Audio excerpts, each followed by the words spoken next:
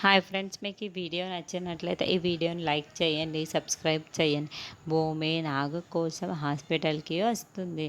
అప్పుడే నాగుని doctors check చేసి కోమాలో నుండి బయటికి వచ్చేశారు. ఇతని ప్రాణానికి ప్రమాదం ఏమీ లేదు అని చెప్తూ ఉండడంతో భూమి చాలా సంతోషపడుతూ ఉంటుంది.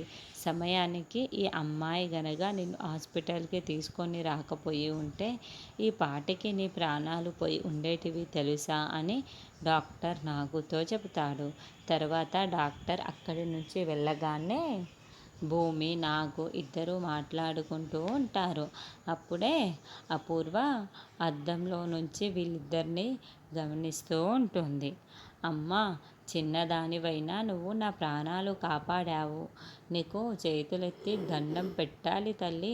నా ప్రాణాలు కాపాడినందుకు చాలా కృతజ్ఞతలు తల్లి అని నాగు సంతోషంగా చెబుతూ ఉంటాడు. ఏవండి, నేను శోభాచంద్ర కూతుర్నని మీరే కదా చెప్పారు.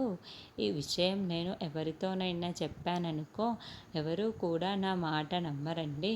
కాబట్టి మీరే వచ్చి నన్ను శోభాచంద్ర కూతురు అని నిజం చెప్తారా అండి అని అందరికీ అని భూమి అడుగుతూ ఉంటుంది. తల్లి, నువ్వు నా ప్రాణాలు కాపాడావు. నేను ఎందుకు చెప్పనమ్మా? నేను తప్పకుండా వచ్చి చెప్తాను అని నాగు చెప్తూ ఉంటాడు. అయితే అపూర్వ ఇదంతా కూడా అద్దంలో నుంచి చూస్తూ కూడా మొత్తం గమనించుకుంటూ ఉంటుంది. అయితే ఈయన వచ్చి నాన్నకి నిజం చెప్పారంటే నేను నాన్న కూతురు అని నాన్నకు తెలిసిపోతుంది అని భూమి చాలా సంతోషపడుతూ ఉంటుంది. మరి చెప్పనివ్వకుండా అపూర్వ ఏం చేస్తుంది అన్నది మనం నెక్స్ట్ ఎపిసోడ్లో చూద్దాము.